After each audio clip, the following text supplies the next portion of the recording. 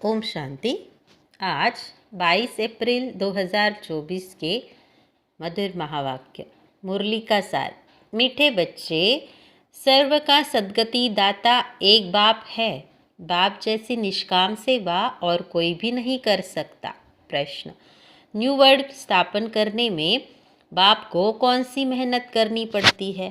उत्तर, एकदम अजामिल जैसे पापियों को फिर से लक्ष्मी नारायण जैसा पूज्य देवता बनाने की मेहनत बाप को करनी पड़ती है। बाप तुम बच्चों को देवता बनाने की मेहनत करते, बाकी सर्व आत्माएं वापस शांति धाम जाती है। हर एक को अपना हिसाब किताब चुकतू कर लायक बनकर वापस घर जाना है। गीत, इस पाप की दुनिया से। ओम शांति। मीठे मीठे रूहानी बच्चों ने गीत सुना। बच्चे जानते हैं यह है पाप की दुनिया। नई दुनिया होती है पुण्य की दुनिया। वहाँ पाप होता नहीं है। वह है राम राज्य, यह है रावण राज्य। इस रावण राज्य में सब पति दुखी है। तब तो पुकारते हैं, हे पतित पावन, आकर हमें पावन बनाओ। सभी धर्म वाले पुकारते हैं, ओ गॉड फादर, आकर हमें लिबरेट करो, गाइड बनो। गोया बाप जब आते हैं तो जो भी धर्म है सारी सृष्टि में सबको ले जाते हैं। इस समय सभी रावण राज्य में हैं। सभी धर्म वालों को ले जाते हैं वापस शांति धाम। विनाश तो सबका होना ही है। बाप यहाँ आकर बच्चों को सुखधाम का लायक बनाते हैं, सभी का कल्याण करते हैं। इसलिए एक को ही सर्व का सद्गति दाता, सर्व का कल्याण करने वाला कहा जाता है। बाप कहते हैं, अभी तुमको वापस जाना है। सभी धर्म वालों को शांति धाम, निर्वाण धाम जाना है, जहाँ सभी आत्माएं शांति में रहती है। बेहद का बाप जो रचयिता है वही आकर सभी को मुक्ति और जीवन मुक्ति देते हैं। तो महिमा भी उस एक गॉड फादर की करनी चाहिए जो सर्व की आकर सेवा करते हैं। उनको ही याद करना चाहिए। बाप खुद समझाते हैं, मैं दूर देश परमधाम का रहने वाला हूँ। सबसे पहले जो आदि सनातन देवी देवता धर्म था वह है नहीं, इसलिए मुझे पुकारते हैं। मैं आकर सभी बच्चों को वापस ले जाता हूँ। अब हिंदू कोई धर्म नहीं है, असूल है देवी देवता धर्म, परंतु पवित्र न होने कारण अपने को देवता के बदले हिंदू कह दिया है। हिंदू धर्म स्थापन करने वाला तो कोई है नहीं। गीता ही है सर्वशास्त्रमय श्रोमणी। वह भगवान की गाई हुई है। भगवान एक को ही कहा जाता है गॉड फादर। श्री कृष्ण व लक्ष्मी नारायण को गॉड फादर व पतित पावन नहीं कहेंगे। यह तो राजा रानी है। उन्हों को ऐसा किसने बनाया? बाप ने। बाप पहले नई दुनिया रचते हैं जिसके यह मालिक बनते हैं। कैसे बने यह कोई मनुष्य मात्र नहीं जानते हैं। बड़े बड़े लखपति मंदिर आदि बनाते हैं। उन्हों से पूछना चाहिए, इन्होंने यह विश्व का राज्य कैसे पाया, कैसे मालिक बने? कभी कोई बतला नहीं सकेंगे। क्या कर्म किया जो इतना फल पाया? अब बाप समझाते हैं, तुम अपने धर्म को भूले हुए हो। आदि सनातन देवी देवता धर्म को न जानने कारण सब और धर्म में कन्वर्ट हो गए। वह फिर रिटर्न होंगे अपने अपने धर्म में। जो आदि सनातन देवी देवता धर्म है वह फिर अपने ही धर्म में आ जाएंगे। क्रिश्चियन धर्म का होगा तो फिर क्रिश्चियन धर्म में आ जाएगा। यह आदि सनातन देवी देवता धर्म का सैपलिंग लग रहा है। जो जिस धर्म का है उनको अपने अपने धर्म में आना पड़ेगा। यह झाड़ है, इनकी 3 ट्यूब्स है, फिर उसमें वृद्धि होती जाती है और कोई यह नॉलेज दे न सके। अब बाप कहते हैं तुम अपने धर्म में आ जाओ। कोई कहते हैं मैं संन्यास धर्म में जाता हूँ, रामकृष्ण परमहंस सन्यासी का फॉलोवर हूँ। अब वह है निवृत्ति मार्ग वाले, तुम हो प्रवृत्ति मार्ग वाले। गृहस्थ मार्ग वाले निवृत्ति मार्ग वालों को फॉलोवर्स कैसे बन सकते हैं? तुम पहले प्रवृत्ति मार्ग में पवित्र थे, फिर रावण द्वारा तुम अपवित्र बने हो। यह बातें बाप समझाते हैं। तुम हो गृहस्थ आश्रम के, भक्ति भी तुमको करनी है। बाप आकर भक्ति का फल सद्गति देते हैं। कहा जाता है रिलीजियस इज माइट, बाप रिलीजन स्थापन करते हैं। तुम सारे विश्व के मालिक बनते हो। बाप से तुमको कितनी माइट मिलती है? एक सर्वशक्तिवान बाप ही आकर सबकी सद्गति करते हैं, और कोई न सद्गति दे सकते हैं न पा सकते हैं। यहाँ ही वृद्धि को पाते रहते हैं, वापस कोई भी जा नहीं सकता। बाप कहते हैं मैं सभी धर्मों का सर्वेंट हूँ, सबको आकर सद्गति देता हूँ। सद्गति कहा जाता है सतयुग को, मुक्ति है शांति धाम में। तो सबसे बड़ा कौन हुआ? बाप कहते हैं हे आत्माएं, तुम सब ब्रदर्स हो, सबको बाप से वर्षा मिलता है। सबको आकर अपने अपने सेक्शन में भेजने के लायक बनाता हूँ। लायक नहीं बनते तो सजाएं खानी पड़ती है, हिसाब किताब चुकतू कर फिर वापस जाते हैं।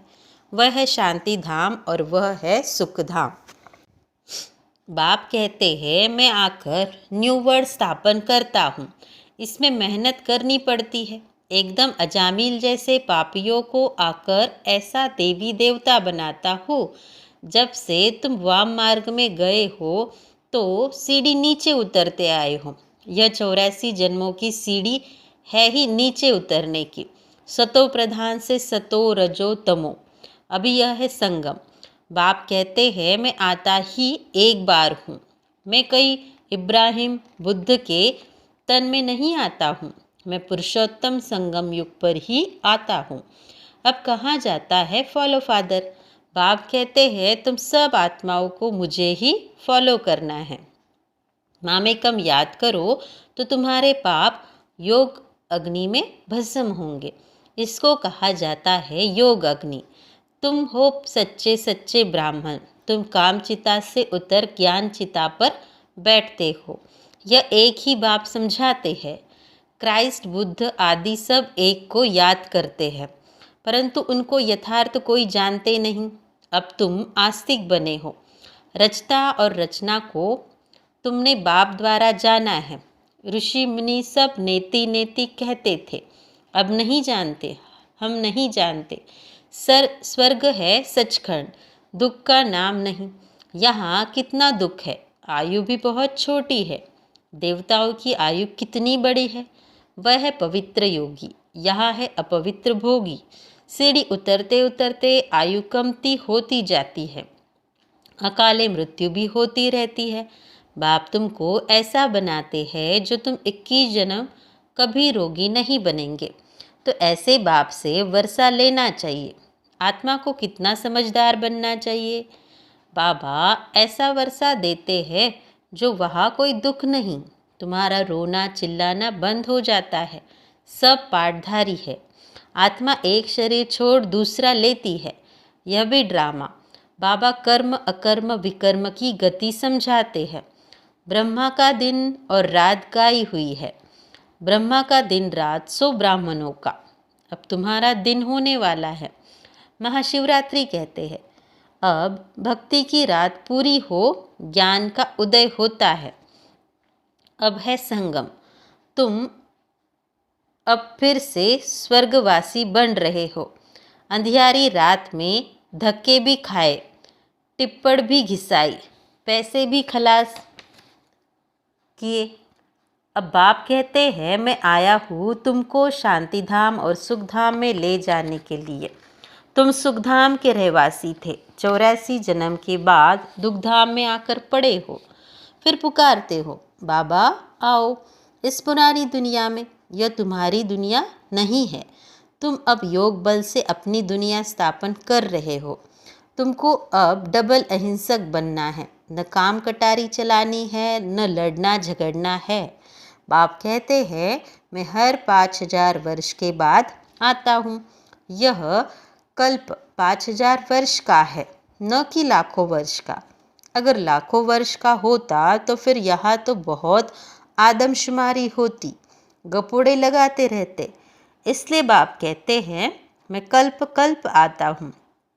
मेरा भी ड्रामा में पार्ट है, पार्ट बिगर मैं कुछ भी नहीं कर सकता हो। मैं भी ड्रामा के बंधन में हूँ, पूरे टाइम पर आता हूँ। मन मना भव, परंतु इसका कोई अर्थ नहीं जानता। बाप कहते हैं देह के सभी संबंध छोड़ मामेकम याद करो तो सब पावन बन जाएंगे। बच्चे बाप को याद करने की मेहनत करते रहते हैं। यह है ईश्वरीय विश्वविद्यालय। ऐसे विद्यालय और हो न सके। यहाँ ईश्वर बाप आकर सारे विश्व को चेंज करते हैं, हेल से हेवन बना देते हैं, जिस पर तुम राज्य करते हो। अब बाप कहते हैं मुझे याद करो तो तुम तमोप्रधान से सतोप्रधान बन जाएंगे। यह है बाबा का भाग्यशाली रथ, जिसमें बाप आकर प्रवेश करते हैं। शिव जयंती को कोई भी जानते नहीं हैं। वह तो कह देते परमात्मा नाम रूप से न्यारा है। अरे नाम रूप से न्यारी तो कोई चीज़ होती नहीं। कहते हैं यह आकाश है, तो यह नाम तो हुआ ना, भल पोलार है, परंतु फिर भी नाम है। तो बाप का भी नाम है कल्याणकारी। फिर भक्ति मार्ग में बहुत नाम रखे हैं। बबूरी नाथ भी कहते हैं, वह आकर काम कटारी से छुड़ाकर पावन बनाते हैं। निवृत्ति मार्ग वाले ब्रह्म को ही परमात्मा मानते हैं, उनको ही याद करते हैं। ब्रह्मयोगी तत्वयोगी कहलाते हैं, परंतु वह हो गया रहने का स्थान, जिसको ब्रह्मांड कहा जाता है। वह फिर ब्रह्म को भगवान समझ लेते हैं, समझते हैं हम लीन हो जाएंगे, गोया आत्मा को विनाशी बना देते हैं। बाप कहते हैं मैं ही आकर सर्व की सद्गति करता हूँ। इसलिए एक शिव बाबा की जयंती हीरे तुल्य है, बाकी सब जयंतियाँ कौड़ी तुल्य है। शिव बाबा ही सबकी सद्गति करते हैं, तो वह है हीरे जैसा। वही तुमको गोल्डन एज में ले जाते हैं। यह नॉलेज तुमको बाप ही आकर पढ़ाते हैं, जिससे तुम देवी देवता बनते हो। फिर यह नॉलेज प्रायलोप हो जाती है। इन लक्ष्मी नारायण में रचता और रचना की नॉलेज नहीं है। बच्चों ने गीत सुना, कहते हैं ऐसी जगह ले चलो जहाँ शांति और चैन हो। वह है शांति धाम, फिर सुख धाम। वहाँ अकाले मृत्यु नहीं होती है। तो बाप आए हैं बच्चों को सुख चैन की दुनिया में ले चलने। अच्छा, मीठे मीठे सिकील दे बच्चों प्रति माता पिता बाप दादा का याद प्यार और गुड मॉर्निंग। रूहानी बाप की रूहानी बच्चों को नमस्ते। रात्रि क्लास। अभी तुम्हारी सूर्यवंशी चंद्रवंशी दोनों डिनाइस्टी बनती है। जितना तुम जानते हो और पवित्र बनते हो उतना और ही जान नहीं सकेंगे, न पवित्र बन सकेंगे। बाकी सुनेंगे बाप आया हुआ है तो बाप को याद करने लग जाएंगे। सो भी तुम आगे चल यह भी देखेंगे, लाखों करोड़ों समझते जाएंगे। वायुमंडल ही ऐसा होगा। पिछाड़ी की लड़ाई में सभी होपलेस हो जाएंगे, सभी को टच होगा, तुम्हारा आवाज़ भी होगा। स्वर्ग की स्थापना हो रही है, बाकी सभी का मौत तैयार है। परंतु वह समय ऐसा होता है जो गुटखा खाने का समय नहीं रहेगा। आगे चल बहुत समझेंगे जो होंगे, ऐसे भी नहीं। यह सभी उस समय होंगे, कोई मर भी जाएंगे, होंगे वही जो कल्प कल्प होते हैं। उस समय एक बाप की याद में होंगे, आवाज़ भी कम हो जाएगा। फिर अपने को आत्मा समझ बाप को याद करने लगेंगे। तुम सभी साक्षी होकर देखेंगे, बहुत दर्दनाक घटनाएं होती रहेगी। सभी को मालूम पड़ जाएगा कि अभी विनाश होना है, दुनिया चेंज होनी है। विवेक कहता है विनाश तब होगा जब बॉम्ब्स गिरेंगे। अभी आपस में कहते रहते हैं कंडीशन करो, वचन दो, हम बॉम्ब्स नहीं छोड़ेंगे, लेकिन यह सभी चीज़ें बनी हुई है विनाश के लिए। तुम बच्चों को बहुत खुशी भी बहुत रहनी है। तुम जानते हो नई दुनिया बन रही है, समझते हो बाप ही नई दुनिया स्थापन करेंगे।